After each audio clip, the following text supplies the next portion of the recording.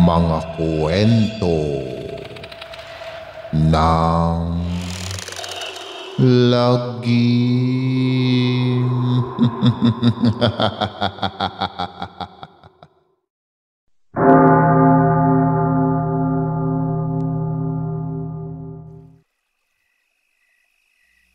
Kamusta na mga giliw naming tagapakinig? Nagugustuhan nyo ba ang mga kwentong katatakutan? Pwede po kayong mag-comment kung nasang lugar po kayo. At pwede nyo pong i-like and subscribe yung ating channel. Maraming salamat mga giliw naming tagapakinig. Naghihikab na bumangon si Anding mula sa kama. Pagharap sa salamin ay bumungad agad sa kanya ang multong si Sophia. Hais, pwede ba Sophie? Ang aga-aga mo namang mangungulit. Wala ako sa mood, magja-jogging ako. Sige na naman please. Kanina pa nga kita hinihintay na magising eh. Gusto ko lang makita si Diego. Bakit hindi mo na lang siya puntahan? Mas maganda kasi kung magja-jogging tayong dalawa. Kasabay niya, di ba? Kapag kinakausap ka niya, para na rin niya akong kinakausap eh. Ang kaso nga, hindi ko siya feel kausap. Guys, sige na naman please. Promise, itataboy ko ang 3 demonyo para hindi kanila guluhin. Talaga? Si Anding ay nabubuhay, nabukas at malakas ang third eye. Kaya lahat ng uri ng nilalang sa mundo ay nakikita niya, maging ang mga demonyo. Mula sa pagkabata ay ganun na siya, kaya't sanay na siya sa mga kakatwang nilalang na nakakasalamuhan niya. Ang iba ay naging kaaway, ngunit ang karamihan ay naging kaibigan niya. Tulad ni Mang Pedro na dating magtataho. Good morning Mang Pedro. Nag-aabang ka na naman ba ng bibili sa'yo? Malay mo, di ba? Si San Pedro, alukin mo. Si Juan na dating guard ng subdivision na yon. Kuya Juan, tulog ka na naman dyan. Ayos lang. Ikaw lang naman ang laging umiistorbo sa akin. Baka nakakalimutan mong namatay na rin ang presidente ng homeowners.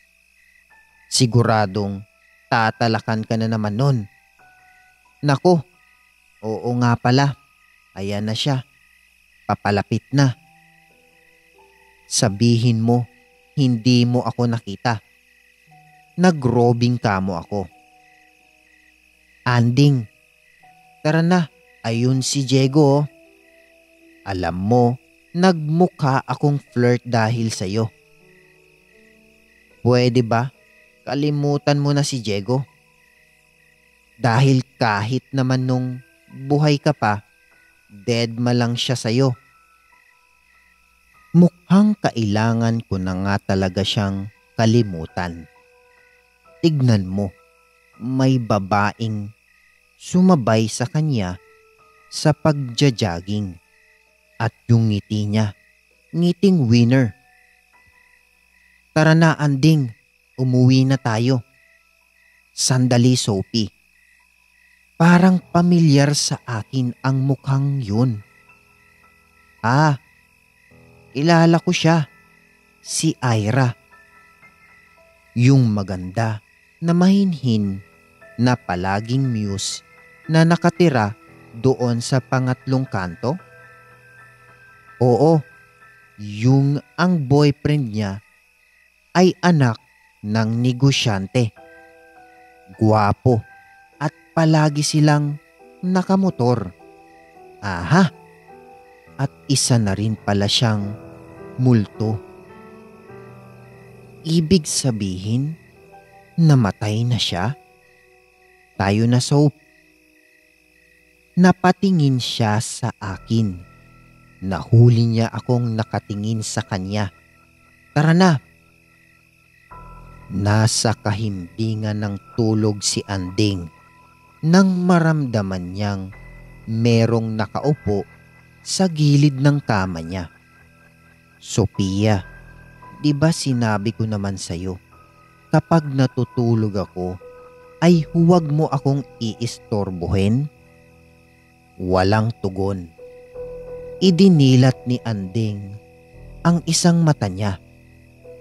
Bigla siyang napabalikwas nang bumangon.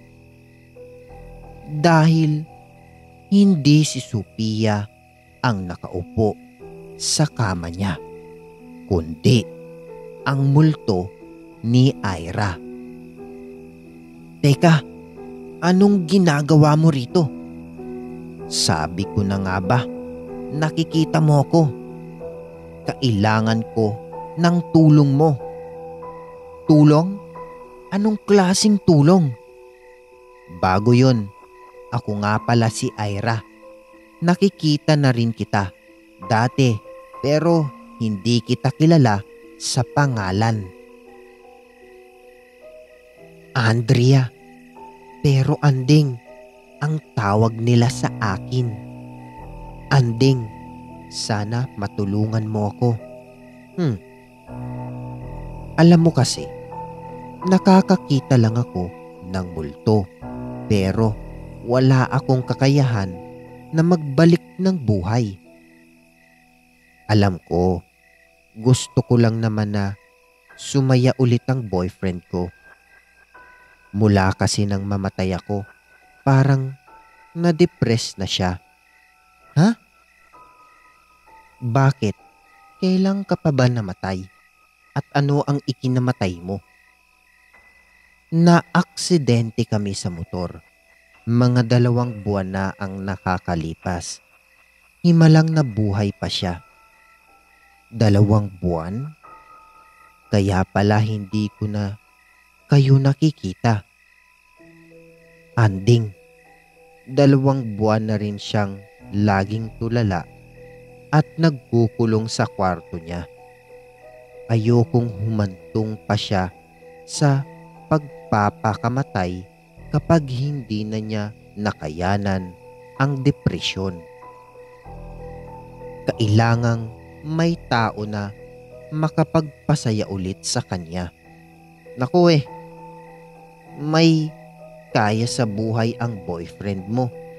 Ako ang kaya ko lang ay magtinda ng kung ano-ano sa mga kapitbahay at sa ibang lugar. Halika, tumingin ka sa salamin. Nakikita mo ba ang hitsura mo?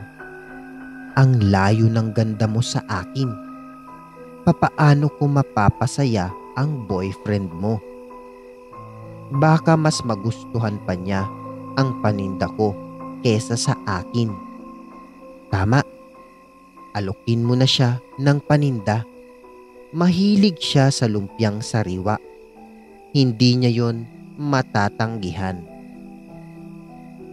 Teka, tanungin mo naman muna ako kung may boyfriend ba ako na magagalit o kung gusto ko bang palitan ka sa buhay niya. May boyfriend ka ba? Wala. Gusto mo bang palitan ako sa buhay ng boyfriend ko? Ayoko nga. Andun na nga ako. Gwapo siya pero hindi mo naman siguro ako kailangang palitan sa puso niya. Kahit na mapasaya mo lang siya o maalis mo lang siya sa sitwasyon niya ngayon. Kahit kaibigan lang. GFX, kaibigan. Check. Pero bigyan mo muna ako ng time na pag-isipan, okay? Babayaran kita sa secret drawer ko may naiwan akong pera. Ipon ko yon. Gagawa ako ng paraan na makuha mo yon para maibigay ko sa iyo kung gagawin mo ang mga inuutos ko. Pera? Magkano? 100,000. Nanlaki ang mga mata ni Andeng. Habang gumagawa ng lumpiang sariwa, si Andeng ay nasa likuran niya ang multong si Sophia. Binabalaan kita, mahirap ang mabigo sa pag-ibig. Pinagsasabi mo dyan, walang pag-ibig sa usapan. Kaibigan lang daw. Pumwesto si Sophie sa kanan ni Andeng. Makikipagkaibigan hanggang saan? Hanggang sa ma-inlove siya sa iyo at ma-inlove ka sa kanya. Pero paano kung ikaw lang ang ma-inlove? Oo nga no, may punto ka. Bigla namang sumulpot si Ira at pumwesto sa kaliwa niya. Ang usapan. Maalis mo lang siya sa sitwasyon niya ngayon. Maging kaibigan niya sa panahon na to na nalulunod siya sa kalungkutan. Kapag hindi na siya nagmumukmok sa gilid niya, pwede mo na siyang iwan at sayo na ang 100,000. Pwede. Kailangan ko lang naman siyang libangin. May punto ka rin. Nagsimula na ang araw ni Andeng sa ilalim ng utos ng multong si Ira. Kaya mo to, Andeng. Ikaw ang the best seller ng taon. Nag-doorbell siya sa bahay nila David. Kasambahay ang nagbukas ng gate. Alam ng kasambahay na paborito iyon ng amo niyang si David. Kaya bumili siya. Manang, heto ang cellphone number ko kung sakaling magustuhan mo or ng amo mo ang lasa ng lumpiang sariwa ko. Pakiusap, tawagan mo ako. Willing to deliver anytime. Kinabukasan ay nakatanggap ng tawag si Andeng mula sa kasambahay nila David. Talaga po? Nagustuhan ng amo mo? Ilan po? Okay po. Sige, i-deliver ko na agad yan. Lumapit sa kanya ang multong si Ira. Sabi ko sa'yo magugustuhan niya Oo nga Kaya lang, kung lagi namang si Manang ang tatanggap ng lumpia ko, paano ko magagawa ang mission ko sa boyfriend mo? Kilala ko si David.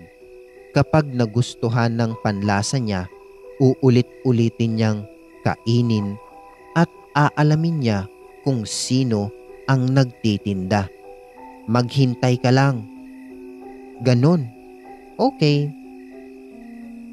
Nang mag-doorbell ulit si Andeng, ay ang inaasahan niyang magbubukas ng gate ay ang kasambahay.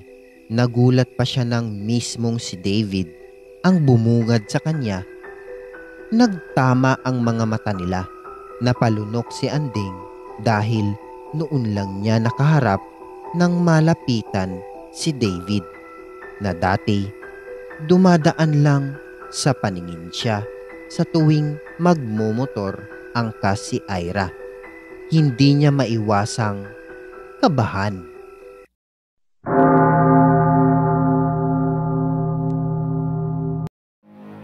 Maraming salamat mga giliw naming tagapakinig.